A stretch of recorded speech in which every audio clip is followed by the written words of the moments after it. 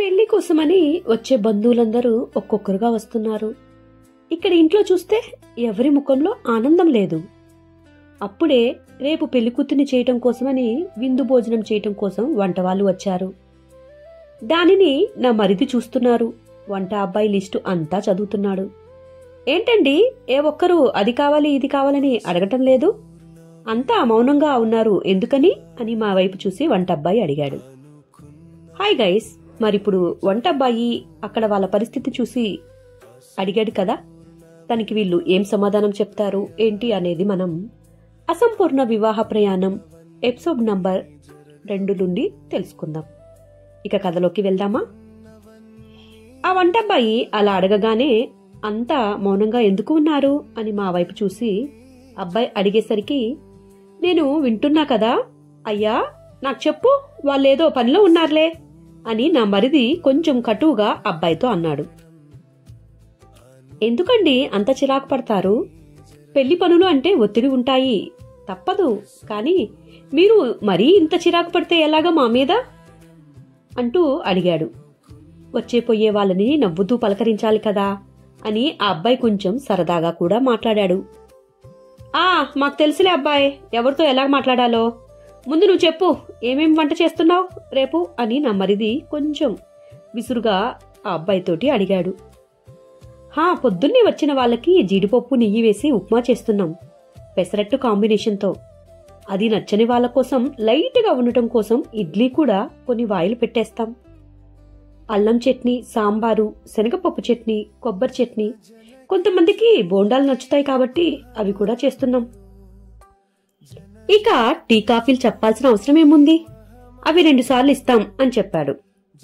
సరేలే, బాగానే ఉంది, ఇక మంచిగానే ఉంది కదా, రేపు చూసుకుందాంలే అని నా మరిది తనతో వెళ్లిపోమ్మన్నట్లుగా ఆ మాటలు ముగించడానికి చెప్పేస్తున్నాడు. భలేవారే మీరు, ఇప్పుడు ఇంకా పొద్దున్నే పలహారం గురించి అయిపోయింది, మధ్యాహ్నం అసలైన విందు భోజనం ఉంది కదండి, దాని గురించి వినరా ఏంటి అని అబ్బాయి దీర్ఘాలు తీస్తూ అన్నాడు.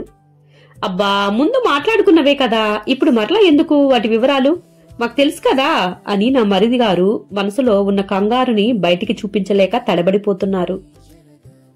ఆ వంట పిల్లోడేమో నడుముకి ఉన్న టువ్వాల్ని నెత్తికి కట్టుకుంటూ మరి కింద కూర్చొని మరి, కొంచెం వినండి బాబాయ్ గారు, అసలే మన ఇంటి అమ్మాయి పెళ్ళైతే మీరు ఇంత తేలిగ్గా తీసిపడేస్తున్నారేంటి అని. సరే, మీరిటు కూర్చోండి, నేను చెప్తున్నాను వినండి, మీకేదైనా నచ్చకపోతే మార్చేస్తాను, పర్లేదు, చిన్నప్పటి నుండి మన చేతుల మీద పెంచిన అమ్మాయి పెళ్ళైతే మనం ఎందుకు తక్కువ చేస్తాం చెప్పండి అంటూ ఇంకా మొదలు పెడుతున్నాడు ఆ అబ్బాయి. మసాలా వడ వేస్తాము, దానికి తోడు సేమియా పాయసం నెయ్యి వేసి మరీ చేస్తాం, గుమగుమలాడిపోవాలి, తిన్నవారు ఒక్కొక్కళ్ళు జన్మలో మర్చిపోకూడదు మన పాయసాన్ని. అల్లం పచ్చిమిర్చి మంచిగా దండించిన చింతపండు పులిహార చేసేస్తాం, దానిలో ఇంగువ కూడా బాగా దట్టించేస్తాను. ఇక గుత్తు వంకాయ వేపుడైతే మసాలా పెట్టి మరీ చేస్తే ఒక్కొక్కళ్ళు అడిగి మరీ వేయించుకోవాలి. మునక్కాయ సాంబారు ఇక ఉండనే ఉంటోంది. దోసకాయ పప్పు, గోంగూర పచ్చడైతే ఇక మన ఊరికి పెట్టిందే పేరు కదా. ఆలూ ఫ్రై చేసేస్తాం, పిల్లలు బెండకాయ కూర ఆలూ ఫ్రై తోటి సూపర్ ఎంజాయ్ చేసేస్తారు. పూరీలోకి కూర్మా చేస్తున్నాం, వడియాలు అప్పడాలు, స్వీట్ కేమో జాంగ్రీ చేపించేద్దాం. ఈ మధ్యకాలంలో అసలు ఆ జాంగ్రీ అనే మాటే మర్చిపోయారు పిల్లలందరూ.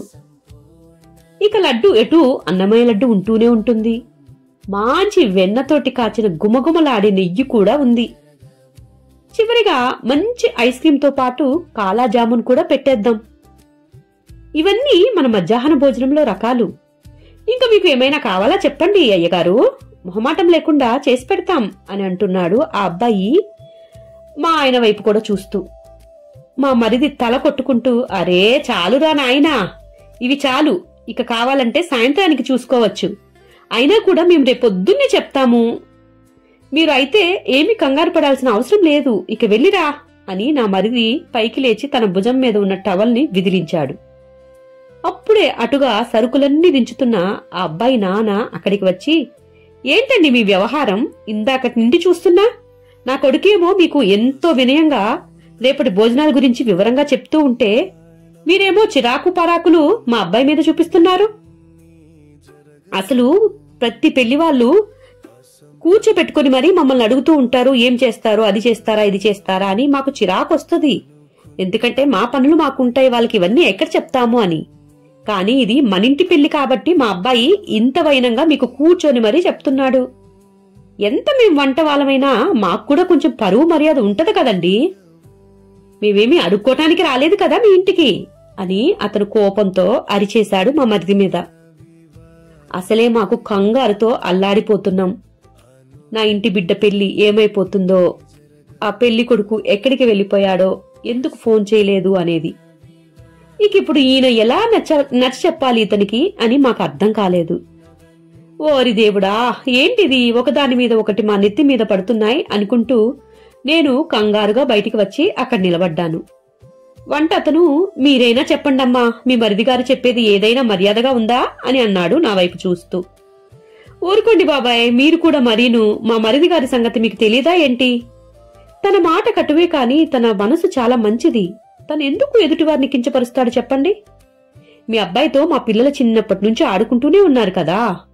మా కొడుకైతే ఏంటి, మీ కొడుకైతే ఏంటి, ఎందుకు తక్కువ చేస్తాం చెప్పండి? తను ఏదో చిరాకులో ఏదో పరధ్యానంలో ఉండి ఉంటాడు. మీరు తప్పుగా అనుకోకండి. తన తరపున నేను మిమ్మల్ని క్షమాపణ కోరుతున్నాను అని చెప్పాను. ఆ మాటలు వినగానే, అయ్యో అయ్యో అయ్యో తల్లి, ఎంత మాట అంటున్నారు, మీరు క్షమాపణ చెప్పడం ఏంటమ్మా? నాదే మట్టి బుర్ర, ఏదో తెలివి తక్కువగా ఆలోచించి నా కొడుకుని తక్కువ చేస్తున్నారు అని కొంచెం మనసు చివుక్కుమన్నది. అందుకే ఏదో తప్పుగా అనుకున్నాను. ఇప్పుడే ఒక పెద్దింటి ఆయన చాలా పరువు తక్కువ చేసి నాతో మాట్లాడాడమ్మా. ఆ ధ్యాసలో ఉండి ఆ చీరాకేదో ఇక్కడ చూపించేశాను. తప్పైపోయింది తల్లి, నేనే మిమ్మల్ని క్షమాపణ అడగాలి అంటూ అతను అన్నాడు. తన కొడుకు, సరే నాన్న వాళ్ళు ఏదో పాపం హడావుడిలో కంగారులో ఉన్నట్లున్నారు నాన్నా, మనం రేపొద్దున్నే వద్దాంలే అని సర్ది చెప్పుకొని ఇంటికి తీసుకువెళ్లిపోయాడు ఆ పెద్ద ఆయన్ని.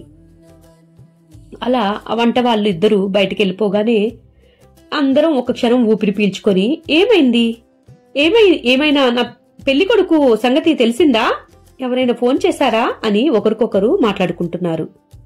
అందరూ వాళ్ళలో వాళ్లే అడుగుతున్నారు. కాని ఎవరూ నాతోటి మాట్లాడటానికి ధైర్యం చేయలేదు.